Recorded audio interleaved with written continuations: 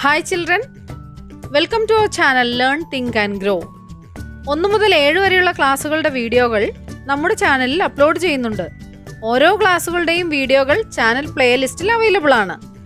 ഓരോ ക്ലാസ്സുകളുടെയും പ്ലേലിസ്റ്റ് ലിങ്കുകൾ വീഡിയോയുടെ താഴെ ഡിസ്ക്രിപ്ഷൻ ബോക്സിൽ നൽകിയിട്ടുണ്ട്. ഡിസ്ക്രിപ്ഷൻ ബോക്സിൽ ചാനലിൻ്റെ ഇമെയിൽ ഐഡിയും വാട്സാപ്പ് നമ്പറും കൊടുത്തിട്ടുണ്ട്. ഏതെങ്കിലും ക്ലാസ്സുകൾ ലഭിക്കുന്നില്ല എങ്കിൽ വാട്സാപ്പിൽ കോൺടാക്ട് ചെയ്യാവുന്നതാണ്. ഇനി നമുക്ക് വീഡിയോയിലേക്ക് പോകാം.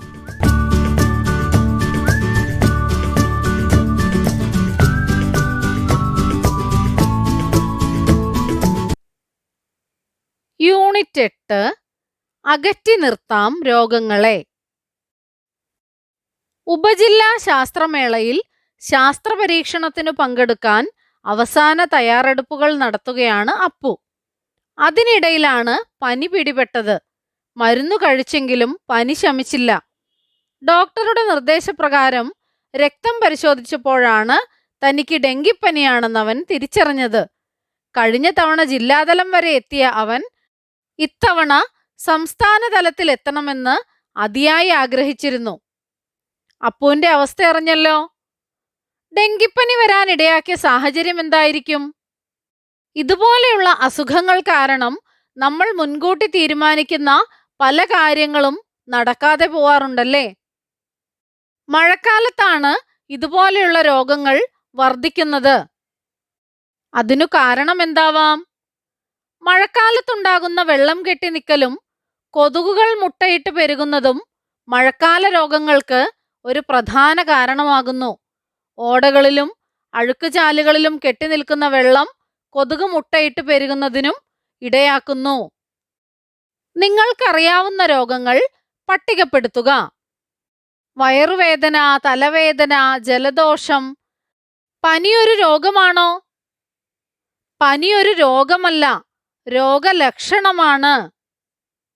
മറ്റേതെല്ലാം രോഗങ്ങളുണ്ട്?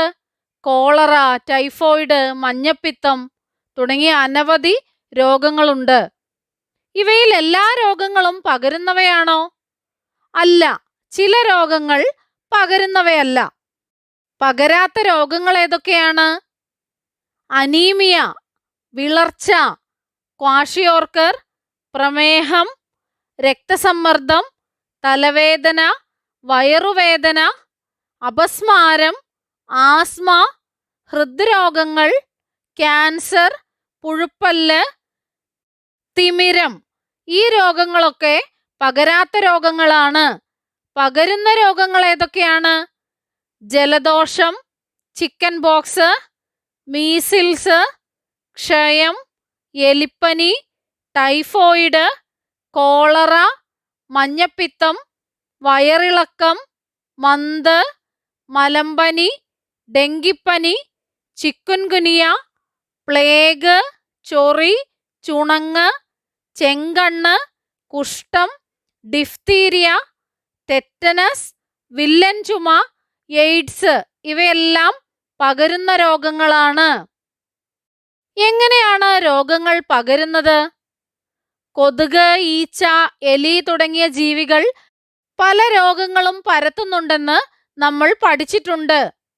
രോഗമുണ്ടാക്കുന്നത് ആരാണ്? സൂക്ഷ്മജീവികളാണ് രോഗമുണ്ടാക്കുന്നത്. ബാക്ടീരിയ, വൈറസ്, ഫംഗസ് തുടങ്ങിയ സൂക്ഷ്മജീവികളിൽ ചിലതിൻ്റെ പ്രവർത്തനമാണ് പല രോഗങ്ങൾക്കും കാരണമാകുന്നത്. ഇവ രോഗമുള്ള ഒരാളിൽ നിന്ന് മറ്റൊരാളിലേക്ക് എത്തുമ്പോഴാണ് രോഗം പകരുന്നത്. രോഗം പരത്തുന്നവർ. ഈച്ച. ഈച്ച എങ്ങനെയാണ് രോഗം പരത്തുന്നത്? ഈച്ച എവിടെയെല്ലാം ചെന്നിരിക്കുന്ന ജീവിയാണ്? അതേ ഈച്ച തന്നെ തുറന്നു വച്ച ആഹാര വസ്തുക്കളിൽ വന്നിരിക്കുകയും ആ ആഹാരം നമ്മൾ കഴിക്കുന്നത് വഴി രോഗങ്ങൾ പകരാൻ ഇടയാവുകയും ചെയ്യുന്നു. ജലദോഷവും മഞ്ഞപ്പിത്തവും പകരുന്നത് ഒരുപോലെയാണോ? ചിക്കുൻഗുനിയ, ഡെങ്കിപ്പനി, മന്ത്, വയറിളക്കം എന്നിവ പരത്തുന്നത് ഒരേ ജീവിയാണോ? രോഗത്തിനു കാരണമായ സൂക്ഷ്മജീവികൾ ഒരാളിൽ നിന്ന് മറ്റൊരാളിലേക്ക് എത്തുന്നത് എങ്ങനെയെല്ലാമാണ്? വെള്ളത്തിലൂടെ, ഭക്ഷണത്തിലൂടെ, വായുവിലൂടെ, ജീവികൾ വഴി. ജീവികൾ വഴി പകരുന്ന രോഗവുമുണ്ട്. വെള്ളത്തിലൂടെയും വായുവിലൂടെയും ഭക്ഷണത്തിലൂടെയും പകരുന്ന രോഗങ്ങളുമുണ്ട്. ഒരാളിൽ നിന്ന് മറ്റുള്ളവരിലേക്ക് പകരുന്ന രോഗങ്ങളാണ് പകർച്ചവ്യാധികൾ. ജലദോഷം, ചെങ്കണ്ണ്, കോളറ, ടൈഫോയിഡ്, ചിക്കൻ ഗുനിയ, ഡെങ്കിപ്പനി, മന്ത്, മഞ്ഞപ്പിത്തം, എലിപ്പനി തുടങ്ങിയവ നമ്മുടെ നാട്ടിൽ കണ്ടുവരുന്ന പകർച്ചവ്യാധികളാണ്. വ്യത്യസ്ത രീതികളിലൂടെയാണ് ഈ രോഗങ്ങളെല്ലാം പകരുന്നത്. എങ്ങനെയൊക്കെയാണ്? വായുവിലൂടെ പകരുന്നവ: ജലദോഷം, ചിക്കൻ പോക്സ്, മീസിൽസ്, ക്ഷയം. ഇവ വായുവിലൂടെ പകരുന്ന രോഗങ്ങളാണ്. ജലദോഷവും ചിക്കൻ പോക്സും മീസിൽസും ക്ഷയവും. വെള്ളം, ആഹാരം എന്നിവയിലൂടെ പകരുന്നതോ?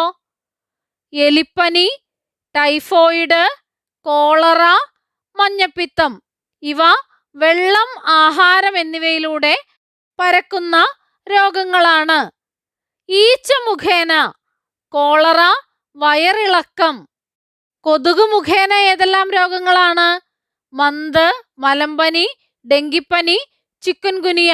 ഇവയെല്ലാം കൊതുക് മുഖേന പരക്കുന്ന രോഗങ്ങളാണ്. സമ്പർക്കം മുഖേന: രോഗിയുമായുള്ള സമ്പർക്കം മുഖേന പരക്കുന്ന രോഗങ്ങളാണ് ചെങ്കണ്ണ്, കുഷ്ഠം. വിവിധ രോഗങ്ങൾ പകരുന്നത് വ്യത്യസ്ത രീതിയിലാണെന്ന് കൂട്ടുകാർക്കിപ്പോൾ മനസ്സിലായി. അങ്ങനെയെങ്കിൽ അപ്പുവിന് ഡെങ്കിപ്പനി പിടിപെട്ടത് ഇതിലേതു മാർഗത്തിലൂടെയാണ്? ഡെങ്കിപ്പനി എങ്ങനെയാണ് പകരുന്നത്? കൊതുക് മുഖേനയാണ്. ഇത്തിരി പോന്ന ഒരു കൊതുകിന്റെ കടി മൂലമാണ് ഡെങ്കിപ്പനി ഉണ്ടായത്. കൊതുകിനെ നശിപ്പിച്ചാൽ ഏതെല്ലാം രോഗങ്ങൾ പകരുന്നത് നമുക്ക് തടയാൻ സാധിക്കും? മന്ത്, മലമ്പനി, ഡെങ്കിപ്പനി, ചിക്കൻ ഗുനിയ ഇവയെല്ലാം പരക്കുന്നത് കൊതുക് മുഖേനയാണ്. അപ്പോൾ കൊതുകിനെ നശിപ്പിച്ചാൽ ഈ രോഗങ്ങൾ പകരുന്നത് നമുക്ക് തടയാൻ സാധിക്കും. കൊതുകുകൾ എവിടെയെല്ലാമാണ് മുട്ടയിട്ട് പെരുകുന്നത്? കൊതുകുകൾക്ക് മുട്ടയിട്ട് പെരുകാൻ അനുകൂലമായ എന്തെല്ലാം സാഹചര്യങ്ങൾ നിങ്ങളുടെ പ്രദേശത്തുണ്ട്? നമ്മുടെ വീടുകളിലും പരിസരങ്ങളിലും കൊതുകുകൾക്ക് വളരാൻ സഹായകമായ സാഹചര്യങ്ങൾ നാം തന്നെയല്ലേ സൃഷ്ടിക്കുന്നത്? ഏതെല്ലാം സാഹചര്യങ്ങളിലാണ് കൊതുക് വളരുന്നത്? ചിത്രം നോക്കൂ. വലയില്ലാത്ത കക്കൂസ് ടാങ്കിന്റെ എയർ പൈപ്പിലൂടെ കൊതുകുകൾ ടാങ്കിലെത്തി മുട്ടയിട്ട് പെരുകുന്നു.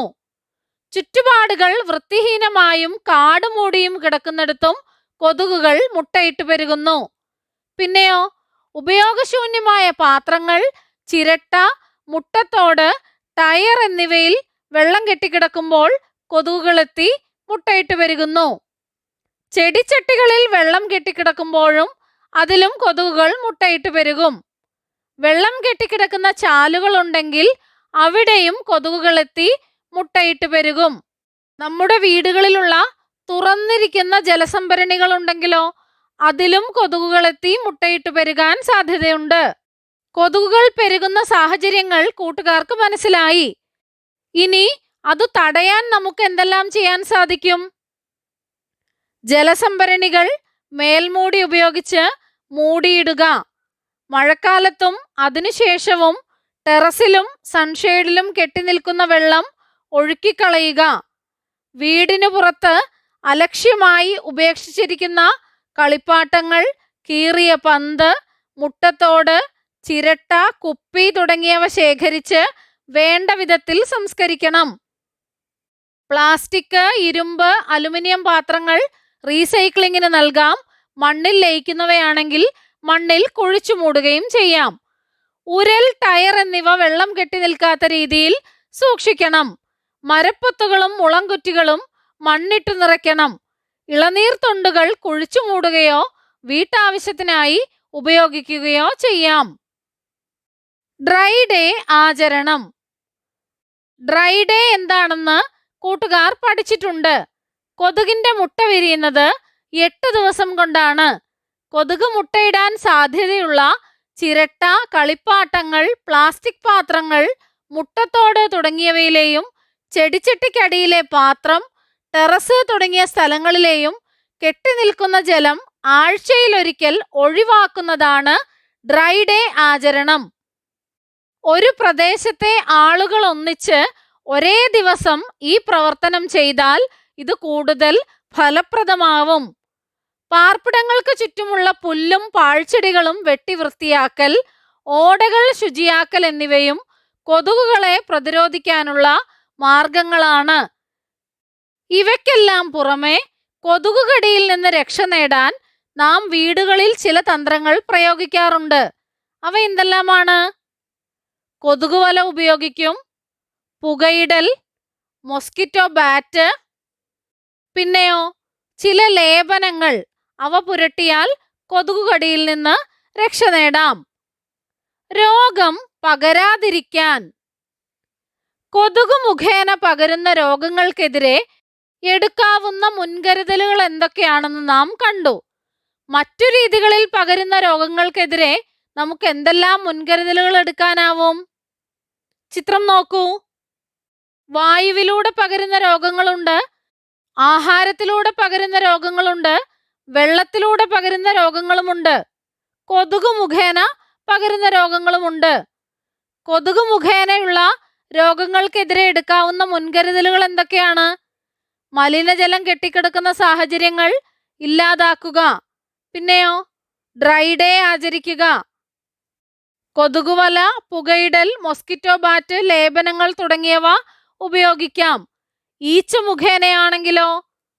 ഈച്ച മുഖേന പകരുന്ന രോഗങ്ങൾക്കെതിരെ എടുക്കാവുന്ന മുൻകരുതലുകൾ എന്തൊക്കെയാണ്? വീടും പരിസരവും ശുചിയായി സൂക്ഷിക്കുക, ഭക്ഷണം അടച്ചു സൂക്ഷിക്കുക, മാലിന്യങ്ങൾ കൃത്യമായ രീതിയിൽ സംസ്കരിക്കുക. ജലം, ആഹാരം എന്നിവയിലൂടെ പകരുന്ന രോഗങ്ങൾക്കെതിരെ എന്തെല്ലാം മുൻകരുതലുകൾ എടുക്കാം?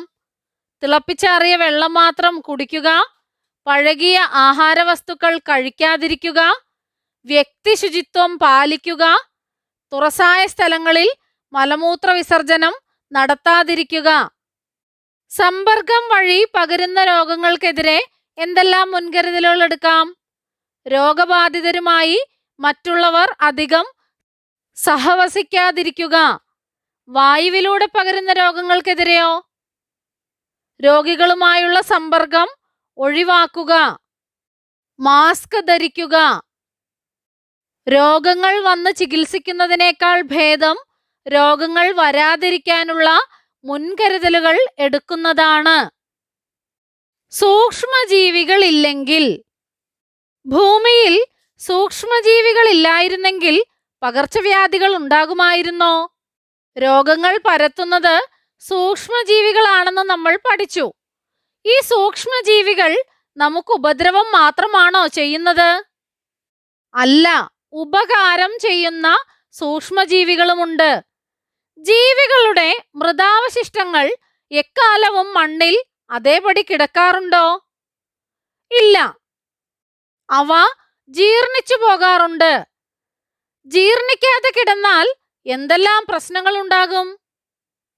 ജൈവാവശിഷ്ടങ്ങളെല്ലാം ജീർണിച്ച് മണ്ണിൽ ചേരുന്നത് ബാക്ടീരിയകളുടെയും ഫംഗസുകളുടെയും പ്രവർത്തന ഫലമായാണ്. ഇത് ഭൂമുഖത്തെ ശുചിയാക്കുന്നതിനോടൊപ്പം സസ്യങ്ങൾക്ക് വേണ്ട പോഷകങ്ങളും നൽകുന്നു. ജീവികളുടെ മൃതാവശിഷ്ടങ്ങൾ ബാക്ടീരിയകളും ഫംഗസുകളും പ്രവർത്തിച്ച് ജീർണിച്ചു പോവുന്നു. അത് സസ്യങ്ങൾക്ക് വേണ്ട പോഷകങ്ങൾ നൽകുന്നു, ഒപ്പം തന്നെ ഭൂമിയെ ശുചിയാക്കുകയും ചെയ്യുന്നു. സൂക്ഷ്മാണുക്കളെ കൊണ്ടുള്ള മറ്റു പ്രയോജനങ്ങൾ എന്തെല്ലാമാണ്? പാൽ തൈരാക്കുന്നു. പാല് പുളിച്ച് തൈരാകുന്നത് ബാക്ടീരിയയുടെ പ്രവർത്തനം മൂലമാണ്. അരിമാവ് പുളിപ്പിക്കുന്നു. അന്തരീക്ഷ നൈട്രജനെ സസ്യങ്ങൾക്ക് ഉപയോഗിക്കാവുന്ന രീതിയിൽ ലവണങ്ങളാക്കി മണ്ണിൽ ചേർക്കുന്നു. വിസർജ്യങ്ങളെ വിഘടിപ്പിച്ച് മണ്ണിൽ ചേർക്കുന്നു. പാലുൽപ്പന്നങ്ങൾ, വിനാഗിരി, ചണം, പുകയില, തുകൽ തുടങ്ങിയവയുടെ വ്യവസായങ്ങളിൽ ഉപയോഗിക്കുന്നു. ചികിത്സാരംഗത്ത് പ്രയോജനപ്പെടുത്തുന്നു.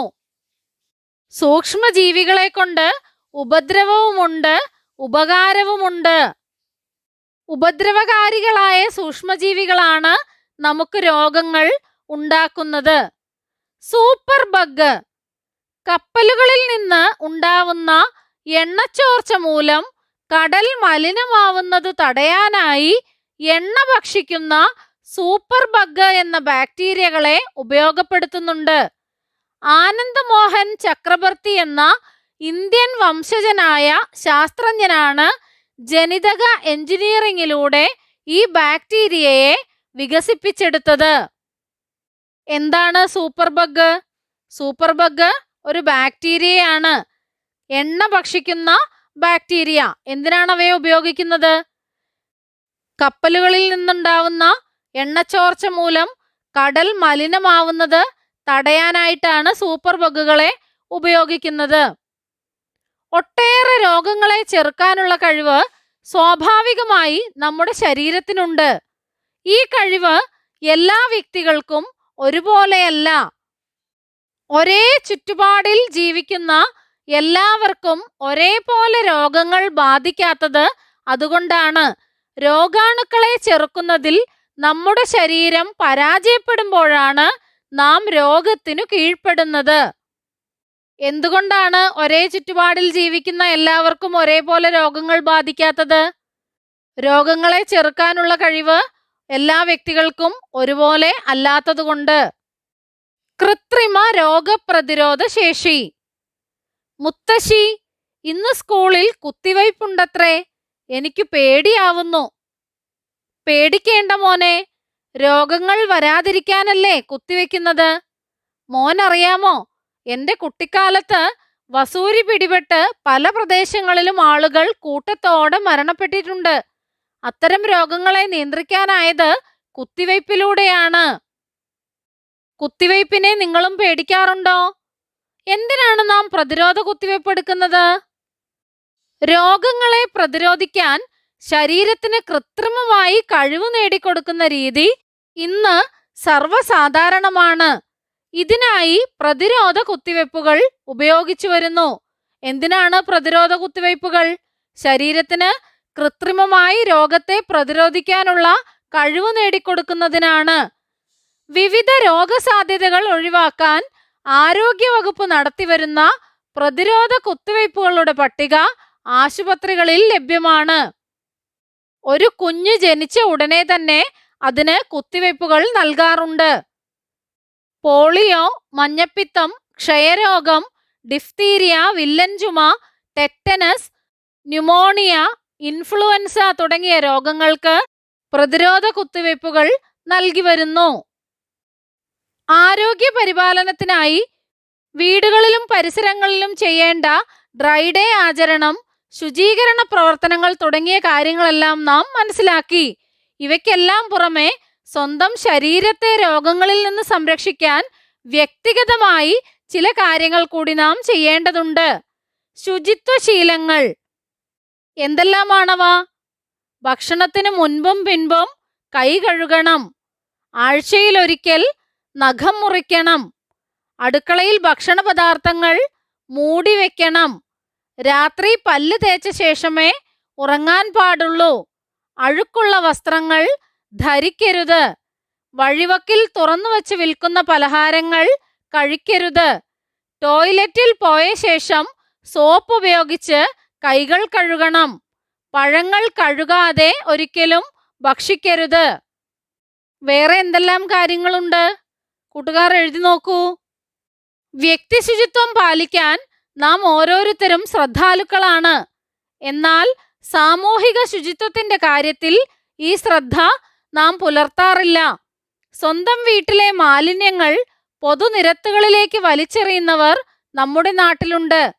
മത്സ്യമാംസാവശിഷ്ടങ്ങളും മറ്റു മാലിന്യങ്ങളും ജലാശയങ്ങളിലും പൊതുസ്ഥലങ്ങളിലും തള്ളുന്നത് പരിസര മലിനീകരണത്തിനും ഒട്ടേറെ രോഗങ്ങൾ പടരാൻ കാരണമാവുകയും ചെയ്യുന്നു. വ്യക്തി ശുചിത്വത്തോടൊപ്പം സാമൂഹിക ശുചിത്വം കൂടി ഉറപ്പുവരുത്തി ആരോഗ്യമുള്ള ഒരു ജനതയ്ക്കായി നമുക്ക് ഒത്തൊരുമിച്ച് പ്രവർത്തിക്കാം.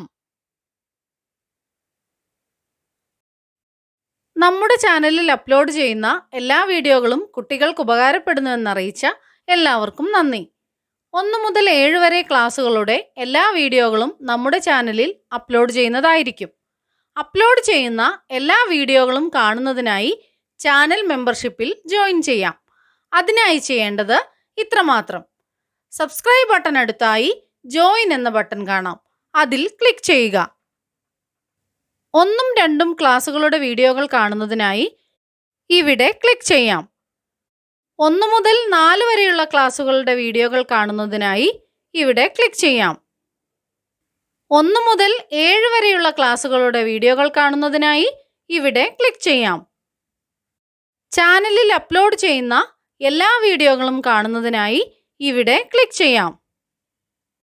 Thank you.